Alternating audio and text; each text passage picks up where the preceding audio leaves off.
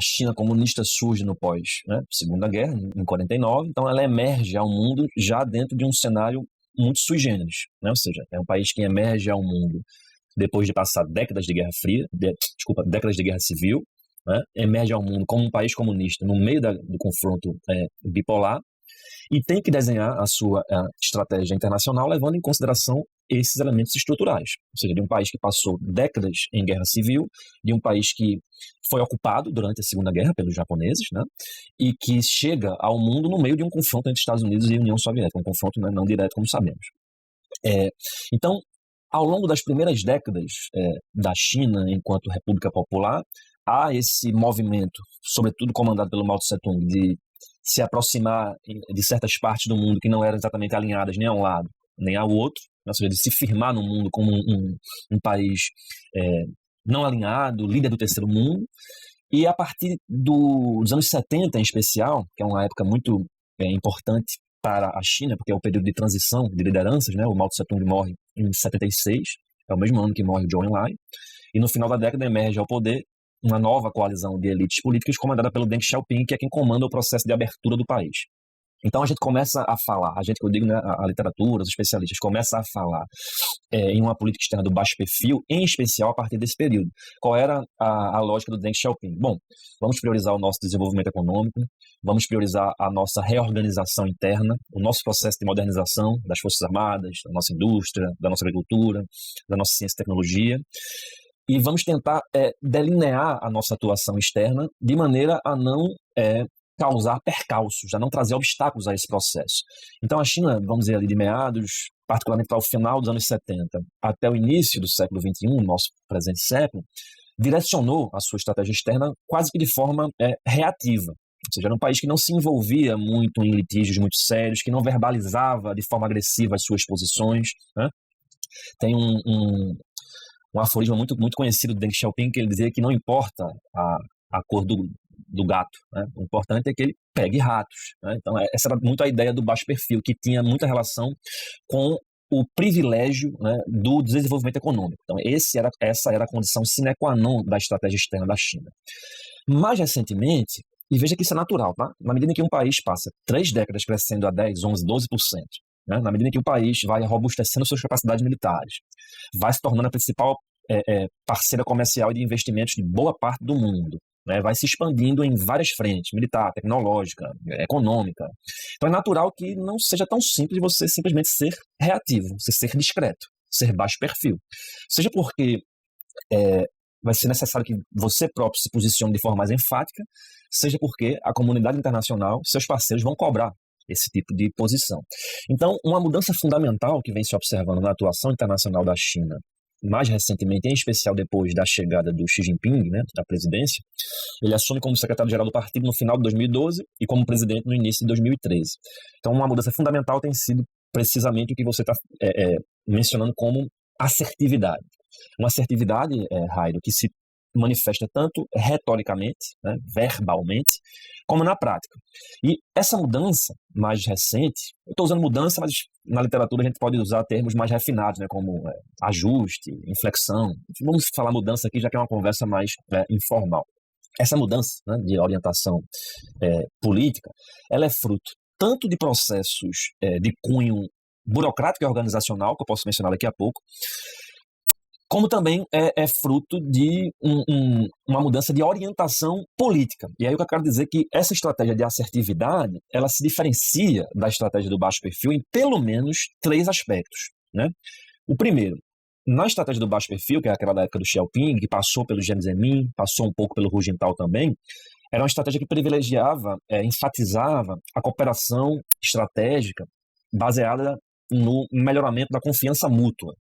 Enquanto que essa estratégia da assertividade enfatiza interesses comuns. Então é de se esperar que a China se aproxime mais de certos países em detrimento de outros. Então aquela história de que a China não diferencia amigos e inimigos, hoje em dia a gente deve esperar que isso mude cada vez mais. E a gente viu isso na época do governo Bolsonaro, inclusive, né, como que a China verbalizava fortemente, com veemência, né, a contrariedade frente aos rompantes sinofóbicos do governo. Então essa é uma primeira diferença.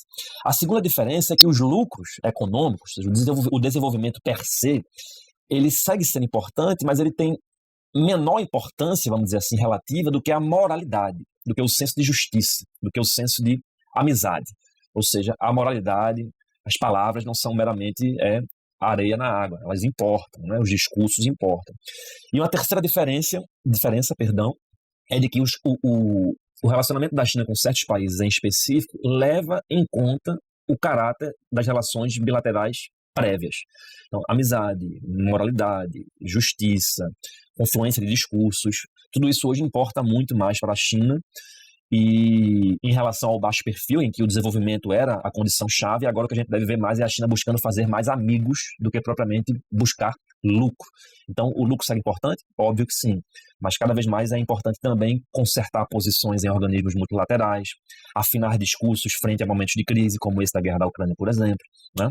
Então, eu penso que é um caminho sem volta. Aqui no caso brasileiro, só para fechar, o que a gente tem vivenciado agora é uma coisa que há 10 anos atrás era impossível. Imagina você ver um diplomata chinês falando português no Twitter, falando português, assim, português impecável, dando entrevista para a grande imprensa, escrevendo artigos nos grandes jornais impressos de circulação nacional, né? Isso há 10 anos era impossível. Você pensar um diplomata falando a língua, no caso aqui, né, Brasil, a língua portuguesa de forma impecável e se posicionando, mostrando o rosto. Muitas vezes a gente nem sabia quem era o porta-voz, né?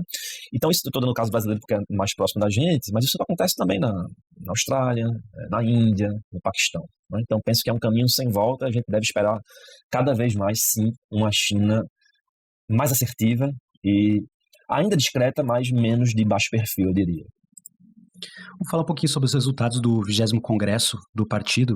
O que tu destacaria em relação a esse equilíbrio interno político e também em relação à política externa desse 20º Congresso? Claro. Bom, o 20º Congresso ele consolidou a liderança do Xi Jinping, né? A liderança do Xi Jinping ela é a primeira desde a transição, né, que vai ultrapassar a década. Ou seja, a gente teve o Deng Xiaoping, tudo bem, ele foi o último que durou um pouco mais tempo, mas desde o Deng Xiaoping a gente teve Jiang Zemin. Jiang Zemin governou de 93 a 2003, 2002 a 2003. Hu Jintao, 2002 a 2003 a 2013. Eu sempre cito 2, 3, porque aí você assume primeiro como secretário-geral e depois como presidente da República. O Xi Jinping, como eu disse, né, assumiu em 2013 como presidente da República. Era suposto que a transição começasse a acontecer agora. Não aconteceu, vimos que o Congresso levou a uma recondução, né, do Xi Jinping ao cargo. Então, isso é uma primeira característica marcante. Inclusive, foi até uma imagem que circulou o mundo, né, na época do Congresso, que foi o Hu Jintao, né, saindo amparado, né, que gerou uma série de polêmicas a respeito, mas que no final das contas a gente viu que foi muito mais desinformação ocidental do que qualquer outra coisa, né? Não faria sentido colocar um ex-presidente na fileira principal, né, do evento para fazer um negócio desse. Isso nem de longe é algo que se espera de um país como a China, que tem uma cultura tão forte e firme no que diz respeito aos mais velhos, aos mais experientes. Então, a recondução do Xi Jinping e a consolidação do Xi Jinping como a grande liderança chinesa do século XXI é um primeiro traço fundamental. Além disso, e dialogando com o plano quinquenal mais recente, né, que é do ano anterior ao Congresso, eu diria que a China cada vez mais vai direcionando a sua estratégia internacional e o seu ordenamento doméstico de maneira coordenada de forma muito clara. O que eu estou querendo dizer? A gente se acostumou a ver uma China muito forte em termos de comércio externo, em termos de exportação, de posicionamento em cadeias globais de valor. O que a gente deve ver cada vez mais agora é um entrelace mais forte entre a internacionalização de empresas chinesas ao tempo em que a gente vê uma consolidação do mercado doméstico. A China quer cada vez mais crescer, não aquelas taxas de 10, 11, 12%, porque isso é impossível, inclusive ambientalmente é impossível, mas crescer com qualidade, né? Crescer distribuindo renda, é um país gigantesco e ainda é um país muito desigual, e crescer com inovação tecnológica. Então, esse tripé, eu diria, de crescimento com qualidade, com respeito ao meio ambiente e com foco na inovação tecnológica deve ser o leitmotiv, vamos dizer, da retórica política do Xi Jinping e das principais lideranças. Então, é cada vez mais esperado que a gente fique vendo a repetição desses termos quando formos escutar o Xi Jinping e as principais lideranças chinesas se pronunciando. Crescimento com qualidade de distribuição de renda, ou seja, vencer o que os economistas chamam de armadilha da renda média, né? Meio ambiente, não vamos esquecer que a China ainda é um país que majoritariamente tem o carvão na sua base energética, mas ao mesmo tempo é o país de todo mundo que mais investe em energias limpas, né? Essas contradições são parte intrínseca do processo formativo da China contemporânea. E tecnologia. E esse último ponto em particular, ele é muito sensível quando a gente fala das relações entre China e Estados Unidos. A gente viu isso com a 5G, verdade, mas estamos vendo isso agora, por exemplo, com semicondutores, né? Então, a cadeia de chips, a cadeia de semicondutores, e tudo que envolve indústria 4.0 e 5.0, então, internet das coisas, carros elétricos, cirurgias remotas, enfim, né, nanotecnologia em geral, é de se esperar que a China cada vez mais dedique muito esforço, muito dinheiro, muito investimento nisso, e é cada vez mais esperado também que a gente veja reações incisivas, né, da parte dos Estados Unidos e dos seus aliados ocidentais também.